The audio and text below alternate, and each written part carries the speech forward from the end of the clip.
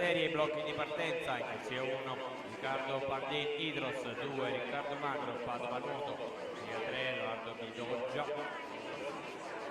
alla 4 Davide Pontarollo Acquapolis, corsia 5 Francesco Memo Piave Nuoto, alla 6 Luca Della Detta Nord-Est HDO, corsia 7 Tommaso Dainese Padova Nuoto, alla 8 Matteo Solaroli Rinascita Team Romagna.